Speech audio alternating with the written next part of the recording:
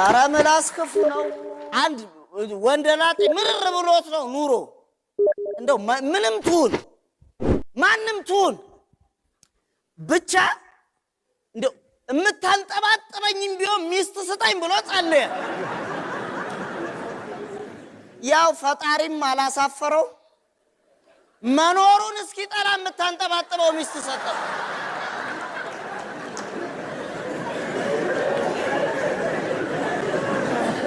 ወንድሜ በገዛ ምላስህ ነው እንደዚህ ወንደላጤና እንደ ሻምበል የምትሆን።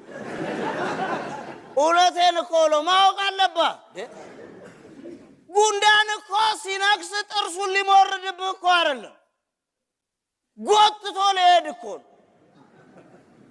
አንተ ግን አንገቱን ነቅለህ እንደምትጥለው ከሱ በላይ ጉልበትና አቅም እንዳለ ካላወቅ እመነኝ አንድ ቀን አጋድሞ ጎሬው ይከታል። ታዲያስ ትንሽ ቁስል ነው ብለህ ዳርዳሩን ስታከው ስታሻሽ የነበረው ቁስል አይደል እንዴ አመርቅዞና ስር ሰዶ እግርን የሚያስቆርጥልህ? ለዚህ ነው ስትወርድ ብቻ አይደለም ቀና ማለት ዝቅ ማለትን መማር ያለብህ። አዝማሩ ባንጃ ይነግራል። ገበሬው መሬቱን ደምደም አርጎ ዘርቶ እስከሚያጭደው ጓጓው የዘራውን ፈርቶ ይላል።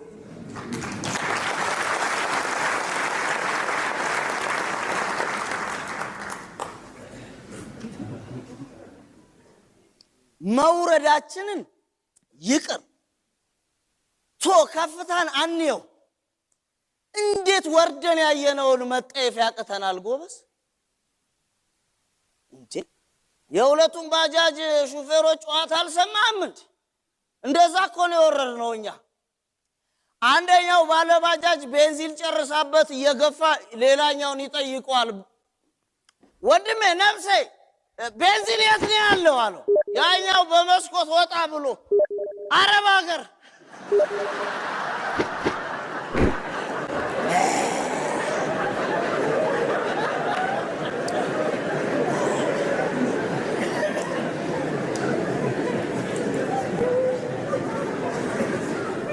እኛ እየተራብን እናንተ አገሳችሁ ያሉን የሉም።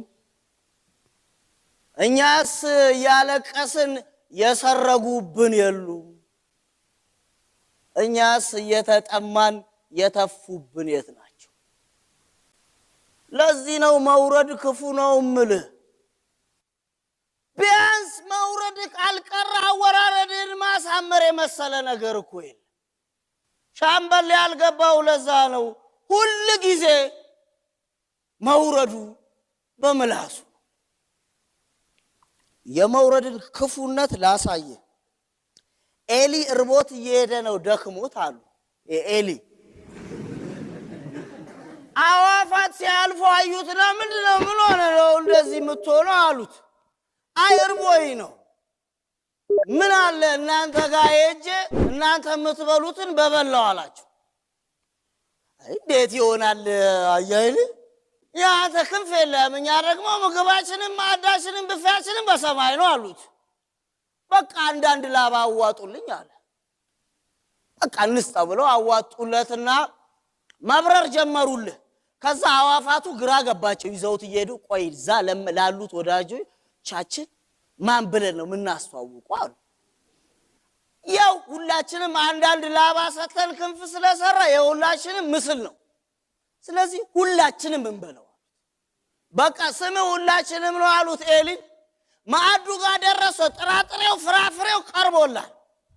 አስተናጋጁን አዋፋቱ ተገርመው ማዕድ ለማን ነው ሲሉ ለሁላችሁ ማለት ኤሊ ሆዬ ለኔ ነው ብሎ ጠረግረግ ቀርጎ በላላ። አዋፋቱ ተበሳጩ። ይንሲያል በገዛጃችን ሰተነው ክንፍ የራሳችንን ምግብ ይብላብን ብለው መልስ ላባችንን እያሉ ሁሉም አንዳንዱን ወሰዱበት። መጨረሻ ላይ በቀቀን የራሷን ልትወስድ ስትመጣ እባክሽ እንደው ለሚስቴ መልእክት ንገሪልኝ አላት ኤሊ። እንደው ወደ ቤት ስለምመጣ በዙሪያው ያለው ሳር ቅጠላ ቅጠል ሰርዶ በሙሉ ደራርበሽ ጠብቂልኝ አወዳደቄ እንዲያምር አላት። በቀቀንም ክንፏን ይዛ ሚስቱ ጋር ሄደችና የኤሊ ሚስት ጋር እንግዲህ ባልሽ እንዳለሽ ደጁ ላይ ኮረት ድንጋይ ብረት ጉቶ ደራርበሽ ጠብቂኝ ብሏል አለ። ኤሊ እየተምዘገዘገ ሲመጣ አገኘዋ። ስብርብር እንክትክት ብሎ ሞተ። ምን መሰለ ድጋፉን የሰጠ ስትፈልግ ድምፁን የሰጠ ሰፊው ህዝብ ተወክለናል፣ ስምም ሁላችንም ነው፣ ሁላችንንም ትመስላለ ያለ ህዝብ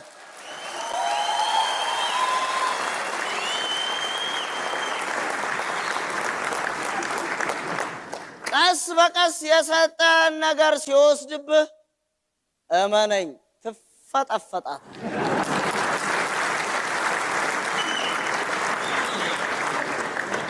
ኑሮ እንደዛ ነው። ከፍና ዝቅ አለው እኮ እንደ ልብ ምት። ይኸውልህ መውረድን ከሌሎች ጋር ከኋላና ከትላንት ጋር ምናምን አታመሳስለው። ምን ነክሶ ነው?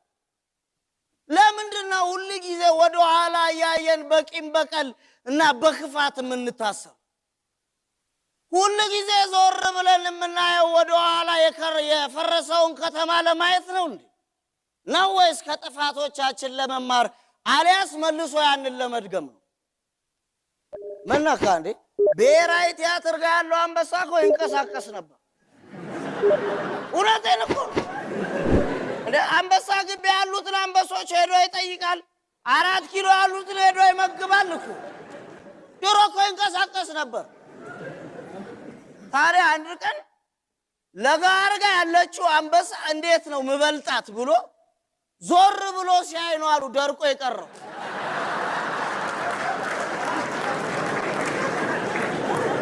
ትልቅነትን የምታወዳድረው ከልብህ ጋር እንጂ ከሌላው ሰው ጋር አይደለም።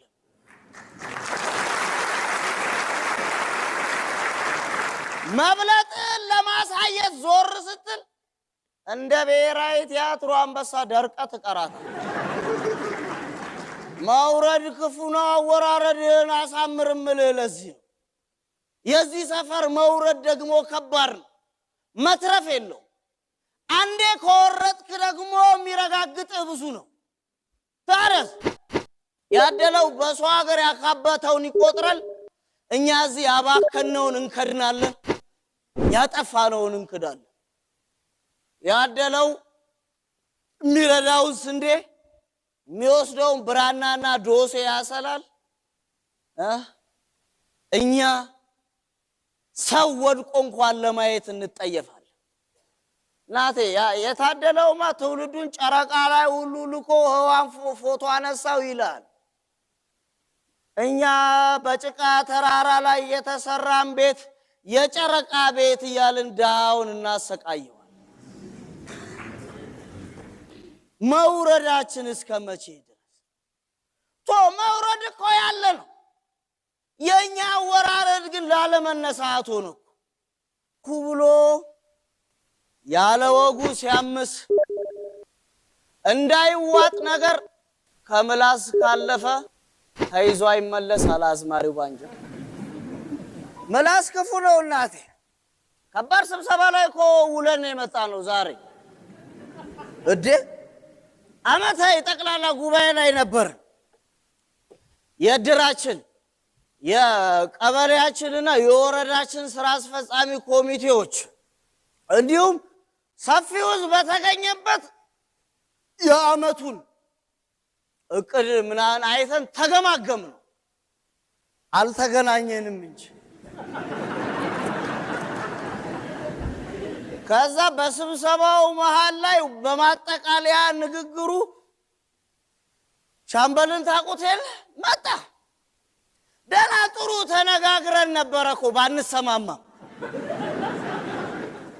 መጨረሻ ላይ መጣና እንግዲህ ይታያችሁ የሰፈሩ ትልልቅ ጉምቱ አዛውንቶች ባሉበት መምህር ቅኔ በተገኙበት ስብሰባ ላይ እኮ በነገራችን ላይ ነዋሪዎቻችን የሀገር ሽምግልና ሽማግሌ ምና የምትሉት ነገር አይሆንም። ኋላ ቀርን። እኛ መዋቅራችንን አስተዳደራችንን እየረበሸብን ተረት ብቻ ነው የተረፈ። አይሆንም ምናምን ብሎ የባጤ ቆጡን ቀበጣጠረላ ምኞቱን ሁሉ ነው ያወራው። ከዛ እንግዲህ እስቲ ሐሳብ ካላችሁ በዚህ ኋላ ቀር አሰራር ላይ እኛ በዲሞክራሲያዊ በፍትሃዊና በሳይንሳዊ አካሄድ እየሄድን በመሃል ኋላ ቀር ጉዳይ እያደናቀፈን ነውና መቅረት አለበት፣ መዘመን አለብን። ሐሳብና አስተያየት ካላችሁ ሲባል ተሰብሳቢው በሙሉ ጸጥ አለ። እኔ መምህር ቅኔ ቀስ ብለው ተነሷ። እንግዲህ አሉ መምህር ቅኔ አንድ አዛውንት ወይም የሀገር ሽማግሌ በጉባኤ ላይ ተገኝቶ አንድ ነገር ካላለ አንደኛ ተከፍቷል ማለት ነው። ሁለተኛ የጉባኤው ወይም የጉዳዩ ጭብጥ አልገባውም ማለት ነው። ስለዚህ ቢያንስ መርቆ መሄድ አለበት አሉ። ሻምበልና የተደረደሩ ስራ አስፈጻሚ ኮሚቴዎች ፈገግ ብለው በሉ መርቁ አሏቸው። መምህር ቅኔ ቀላል ሰው ናቸው እንዴ? ስራ አስፈጻሚውን ተውና ወደ ተሰብሳቢው ዞረው እንግዲህ እንዴት መሰላችሁ ድሮ አሉ ይሄ ዘመናዊ የሚባለው አመራርና አስተዳደር እንዴት መሰለ የመጣው አሉ። ከመነሻው አሉ ሰነፎች፣ በጣም ሰነፎችና ብርቶች በአንድ ሰፈር ይኖሩ ነበር። ብርቶቹ እያረሱ ይበላሉ፣ ሰነፎቹ ብርቶቹ ሲያርሱ ቁጭ ብለው ማሳውን ያያሉ። በጣም ሰነፎቹ ደግሞ እቤታቸው በራቸውን ዘግተው ይቀመጣሉ። ቁጭ የሚል ሰው ነገር አይደለም የሚያስበው። አንድ ቀን በጣም ሰነፎቹ ወደ ሰነፎቹ ጋር መጡና እንደው ማሳው ላይ ቁጭ ብላችሁ እህሉ ሲያፈራ ከምታዩ ለምን አዘርፏቸውም አሉ። ሰነፎቹም መዝረፍ ጀመሩ። እኔ ደግሞ በጣም ሰነፎቹ ወደ ብርቶቹ ጋር ሄዱና እንግዲህ ዝርፊያ በዝቶባቸዋል፣ ለምን እኛ ጥበቃ እናረግላችሁ? ከምታገኙት ምርት ላይ 3 እጅ ነው መስጠቱን አሏቸው። አይ ጥሩ ነው ብለው ብርቶቹ ተስማሙ። እንግዲህ 3 እጃቸውን እየላፉ ብርቶቹ እያረሱ በጣም ሰነፎቹ ይሄንን እያስተዳደሩ ቆዩ። ትንሽ ቆይተው ወደ ሰነፎቹ ጋር መጡና በሉ እንግዲህ እናንተ ጥበቃ አድርጉ፣ ከምናገኘው ላይ 1 እጅ እንሰጣችኋለን አሏቸው። ተስማሙ። ትንሽ ቆይተው ብርቶቹ ጋር ሄዱና እኩል ለእኩል ነው መካፈል ያለብን አሏቸው። ብርቶቹም ያው ይሁን ከዝርፊያው ከቀረልን አሉ፣ ተስማሙ። ትንሽ ቆይተው በጣም ጥበቃውን በአግባቡ እያካሄድን ስለሆነ እኛ 3/4 ይገባናል፣ እናንተ 1/4 ይበቃችኋል አሏቸው ብርቶቹ። አማራጭ ስለሌላቸው ተስማሙ። እንግዲህ የሰፈራችን ተሰብሳቢዎች አሉ መምህር ቅኔ እንዲህ ነው ዘመናዊውና ሳይንሳዊ አስተዳደርና አመራር ይበቃዋል።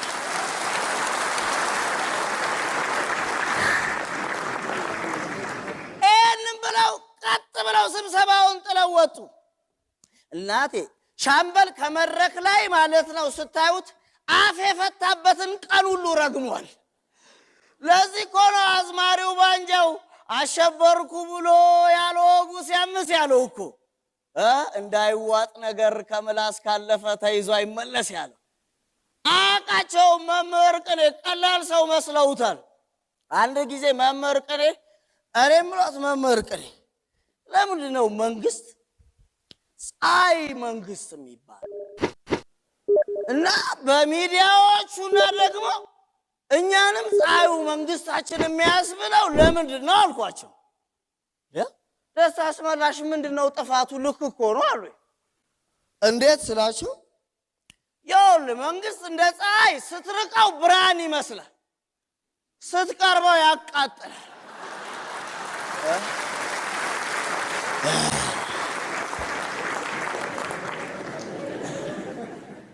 እንደሌላው ሰው መስለውታል መምህር ቅኔ። በገዛ ምላሱ ተፈጥፍጦ ወደቀላ።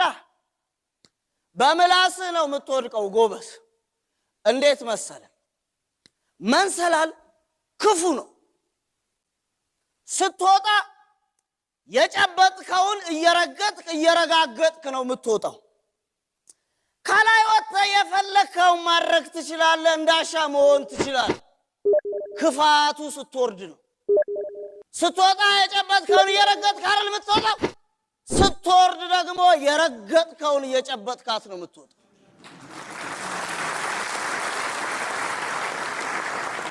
አልወርድም እዛው እቀራለሁ ምናምን ብትል ያስደገፍከው ተንሸራቶ ይጥላል፣ ወይ ሌላ የሚወጣ ሰው መጥቶ ጎትቶ ይጥላል። ለዚህ ነው መውረድ ክፉ የሚሆነው እኮ። አልገባውም ሻምበል።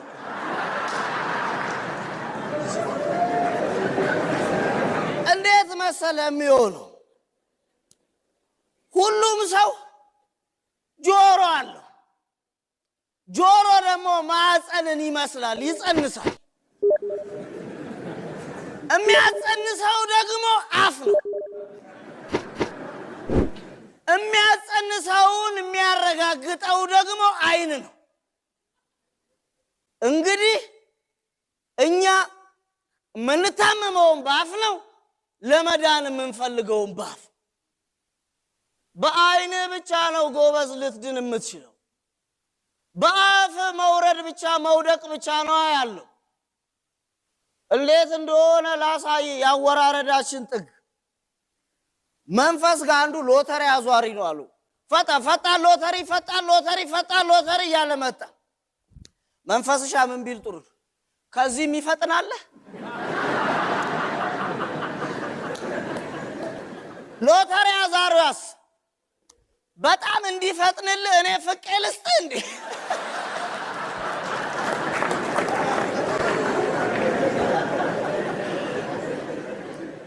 እዚህ መንፈስ ጨዋታ ላይ ሁለት ጉዳዮች አሉ። አንደኛው እንዴት በአቋራጭ መበልጸግና ሀብታም እንደምንሆን ወይም ደግሞ መሆን እንደምንፈልግ ሲሆን፣ ሁለተኛው ደግሞ አይደለም ነገን በኋላን መጪውን ለማየት እንኳን እንደፈራንና እንደተሸማቀቀን ነው የሚያሳይ። እናት ልጃቸው ሲቃዥ ደንግጠው ተነሱ። ሌሊት የታክሲ ረዳት ልጃቸው እንዳይቀሰቅሱት ደክሞታል ብለው ፈርተዋል። አቤት አደባባይ ይላል። ደንግጠው ባላቸውን አባትየውን ቀሰቀሱትና አረ ልጁን ይዩት ምንድነው የሚለው አሉ። አባትየው አዩና አቤት አደባባይ ነይ እባክሽ እንተኛ፣ ሲሞላ ዝም ይላል።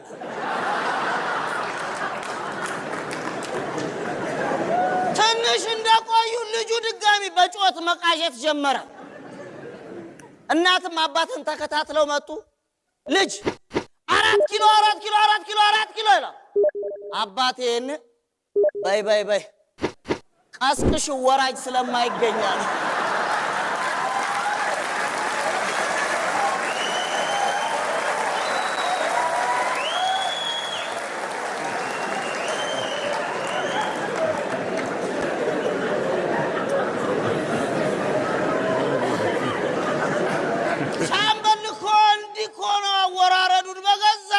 ያደረገው ክፉ ነው መውረድ። እናቴ አወራረድ የማንም ሲያምር አይተናናቅ።